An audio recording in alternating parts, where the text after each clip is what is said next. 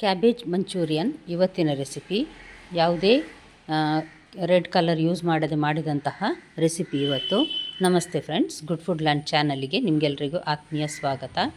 ತುಂಬ ರುಚಿಯಾಗಿರ್ತದೆ ಇದು.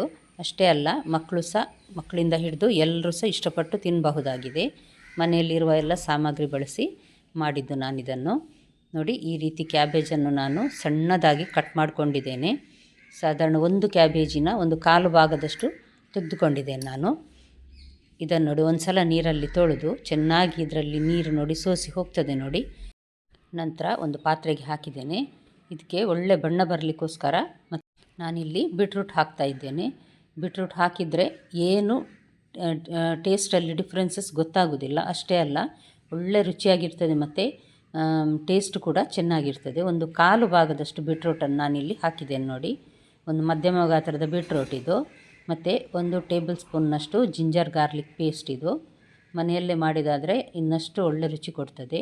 ಮತ್ತು chilli flakes, red chilli flakes 1 tea ಸ್ಪೂನ್ನಷ್ಟು ನಾನಿಲ್ಲಿ ಹಾಕ್ತಾ ಇದ್ದೇನೆ. ಸ್ವಲ್ಪ ಖಾರ ಜಾಸ್ತಿ ಬೇಕನ್ನಿಸಿದವರು ಹಾಕ್ಕೊಳ್ಬಹುದು. ನಾವು ಸ್ವಲ್ಪ ಖಾರ ಕಡಿಮೆ ತಿನ್ನುವುದರಿಂದಾಗಿ ಸ್ವಲ್ಪ ಕಡಿಮೆ ಹಾಕ್ಕೊಂಡಿದ್ದೇನೆ. 2 ಟೇಬಲ್ ಸ್ಪೂನ್ನಷ್ಟು ಕಾರ್ನ್ಫ್ಲೋರ್, ಒಂದು 3 ಟೇಬಲ್ ಸ್ಪೂನ್ನಷ್ಟು ಮೈದಾ ಹಾಕಿದ್ದೇನೆ. ನಂತರ ಬೇಕಿದ್ದರೆ ನೋಡಿ ಹಾಕ್ಕೊಳ್ಬಹುದು. ಒಂದು ಸಣ್ಣ ಟೀ ಸ್ಪೂನ್ನಷ್ಟು ಉಪ್ಪು ಹಾಕಿದ್ದೇನೆ. ಮತ್ತು ಸ್ವಲ್ಪವೇ ಸ್ವಲ್ಪ ಕೆಂಪು ಮೆಣಸಿನ ಪುಡಿ, ಖಾರ ಸ್ವಲ್ಪ ಟೇಸ್ಟ್ ಬರಲಿ ಅಂತ ಅದಕ್ಕೋಸ್ಕರ. ಇದನ್ನು ನೋಡಿ ಈ ರೀತಿ ಚೆನ್ನಾಗಿ ಮಿಕ್ಸ್ ಮಾಡಬೇಕು. ಮಿಕ್ಸ್ ಮಾಡ್ತಾ ಉಪ್ಪು ಸಹ ಹಾಕಿರೋದ್ರಿಂದಾಗಿ ಸ್ವಲ್ಪ ನೀರು ಬಿಡ್ತದೆ ಅದು ಕ್ಯಾಬೇಜ್. ನಂತರ ನೋಡಿ ಬೇಕಿದ್ದರೆ ನಾವು ಕಾರ್ನ್ಫ್ಲೋರ್ ಅಥವಾ ಮೈದಾ ಹಾಕ್ಕೊಳ್ಬಹುದು. ನೋಡಿ, ಈ ರೀತಿ ಉಂಡೆ ಮಾಡುವಾಗ ನಮಗೊಂದು ಉಂಡೆಯ ರೀತಿ ಬರಬೇಕು. ಬರದೆ ಪುಡಿ ಆಗ್ತದಾದರೆ ಕಾರ್ನ್ಫ್ಲೋರ್ ಮೈದಾ ಸ್ವಲ್ಪ ಮಿಕ್ಸ್ ಮಾಡಬೇಕು. ಈಗ ನೋಡಿ, ನಾನು ಎಣ್ಣೆಯನ್ನು ಬಿಸಿಯಾಗಲಿಕ್ಕೆ ಇಟ್ಟಿದ್ದೇನೆ. ಇದಕ್ಕೆ ಈ ರೀತಿ ಚಮಚದ ಸಹಾಯದಿಂದ ನಾನು ಹಾಕ್ತಾ ಇದ್ದೇನೆ ನೋಡಿ. ಕೈಯಲ್ಲಿ ಹಾಕಿ ಅದು ಅಂಟಂಟು ಕೈಯಲ್ಲಿ ಇರ್ತದೆ, ಪುನಃ ಕೈ ತೊಳಿಬೇಕು. ಅದಕ್ಕಿಂತ ಈ ರೀತಿ ಚಮಚದ ಸಹಾಯದಿಂದ ಹಾಕಿದರೆ ಸುಲಭ ಸಹ ಆಗ್ತದೆ ಮತ್ತು ಒಂದೇ ರೀತಿ ಶೇಪ್ ಸಹ ಬರ್ತದೆ ಅದು. ಹಾಗಾಗಿ ನಾನು ಇದೇ ರೀತಿ ಮಾಡೋದು ಪ್ರತಿ ಸಲ ಸಹ. ಇದನ್ನೀಗ ಒಂದು ಸಲ ಎಣ್ಣೆ ಚೆನ್ನಾಗಿ ಬಿಸಿಯಾದ ನಂತರ ಲೋ ಟು ಮೀಡಿಯಮ್ ಹೀಟಲ್ಲಿ ಇದನ್ನು ಫ್ರೈ ಮಾಡಬೇಕು. ಬೀಟ್ರೂಟ್ ಹಾಕಿದ್ದೇವೆ ಅಂತ ಗೊತ್ತೇ ಆಗೋದಿಲ್ಲ, ಅಷ್ಟು ಚೆನ್ನಾಗಿ ಬರ್ತದೆ. ಅಷ್ಟೇ ಅಲ್ಲ, ಇದಕ್ಕೆ ಸ್ವಲ್ಪ ಮಸಾಲೆ ಹಾಕಿದರೆ ಇದನ್ನು ಹಾಗೆಯೇ ತಿನ್ನಬಹುದು ಸಹ. ಮಕ್ಕಳೇನಾದರೂ ಹತ್ತಿರದಲ್ಲಿದ್ದರೆ ಮಾಡುವಾಗ ಖಂಡಿತ ಹಾಗೆಯೇ ತೆಗೆದು ತಿಂದು ಟೇಸ್ಟ್ ನೋಡಬಹುದು. ನೀವಿನ್ನೂ ನನ್ನ ಚಾನಲ್ ಗುಡ್ ಫುಡ್ ಲ್ಯಾಂಡನ್ನು ಸಬ್ಸ್ಕ್ರೈಬ್ ಮಾಡಿಲ್ಲ ಅಂದರೆ ದಯವಿಟ್ಟು ಸಬ್ಸ್ಕ್ರೈಬ್ ಮಾಡಿ. ಹಾಗೂ ನಿಮಗೆ ಈ ರೆಸಿಪಿ ಇಷ್ಟ ಆದರೆ ಲೈಕ್ ಬಟನನ್ನು ಪ್ರೆಸ್ ಮಾಡಿ ಮತ್ತು ಫ್ಯಾಮಿಲಿ ಫ್ರೆಂಡ್ಸಿಗೆ ಶೇರ್ ಮಾಡೋದನ್ನು ಖಂಡಿತ ಮರಿಬೇಡಿ.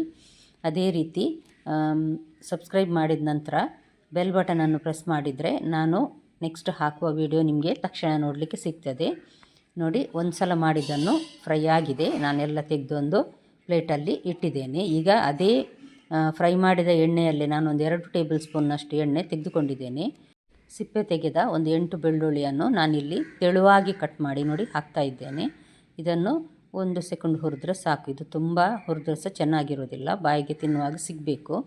ಅದೇ ರೀತಿ ಸಪೂರ ಕಟ್ ಮಾಡಿದಂತಹ ಶುಂಠಿಯನ್ನು ಸಹ ನಾನು ಇದಕ್ಕೆ ಹಾಕಿ ಒಂದು ಗಳಿಗೆ ಹುರಿತಾ ಇದ್ದೇನೆ. 1 ಟೀ ಸ್ಪೂನ್ನಷ್ಟು ಸೋಯಾ ಸಾಸ್ ಇದಕ್ಕೆ ಹಾಕಿ ಒಂದು ಸಲ ಮಿಕ್ಸ್ ಮಾಡಿ ನಂತರ ಒಂದು 2 ಟೇಬಲ್ ಸ್ಪೂನ್ನಷ್ಟು ಟೊಮ್ಯಾಟೊ ಕೆಚಪ್ ಹಾಕಬೇಕು. ಟೊಮೆಟೊ ಕೆಚಪ್ ಸಹ ಹಾಕಿದ ಕೂಡಲೇ ಎಲ್ಲವನ್ನೂ ಮೆಲ್ಲ ಉರಿಯಲ್ಲಿ ಮಾಡಬೇಕು ನಾವು. ಇದು 1 ಟೀ ಸ್ಪೂನ್ನಷ್ಟು ಟೊಮೆಟೊ ಸಾಸ್, ಚಿಲ್ಲಿ ಸಾಸ್, ಸ್ವಲ್ಪ ಖಾರ ಇರ್ತದೆ ನೋಡಿ ಅದು.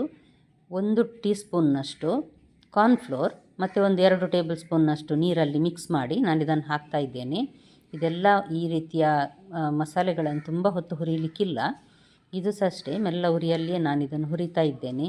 ಒಂದು ಸಲ ಈ ರೀತಿಯ ಬಿಳಿಯ ದಪ್ಪ ತಳದ ಪ್ಯಾನನ್ನು ಬಿಸಿಯಾದರೆ ನಂತರ ಮೆಲ್ಲ ಉರಿಯಲ್ಲಿಯೇ ಸುಮಾರು ಹೊತ್ತು ಮಾಡಬಹುದಾಗ್ತದೆ.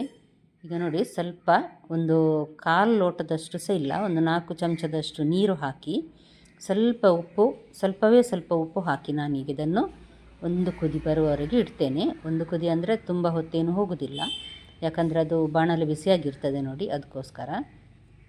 ಇದನ್ನೀಗ ಚೆನ್ನಾಗಿ ಒಂದು ಸಲ ಮಿಕ್ಸ್ ಮಾಡಿ ಸ್ಪ್ರಿಂಗ್ ಆನಿಯನ್ ಏನಾದರೂ ಇದ್ದರೆ ಅದನ್ನು ಇದಕ್ಕೆ ಹಾಕಿದರೆ ಎಕ್ಸ್ಟ್ರಾ ಟೇಸ್ಟ್ ಕೊಡ್ತದೆ, ಅಥವಾ ಕೊತ್ತಂಬರಿ ಸೊಪ್ಪು ಸಹ ಹಾಕ್ಕೊಳ್ಬಹುದು. ನಾನು ಸ್ಪ್ರಿಂಗ್ ಆನಿಯನ್ ತರಿಸಿದ್ರಿಂದಾಗಿ ಈಗ ಅದನ್ನು ಹಾಕ್ತಾ ಇದ್ದೇನೆ.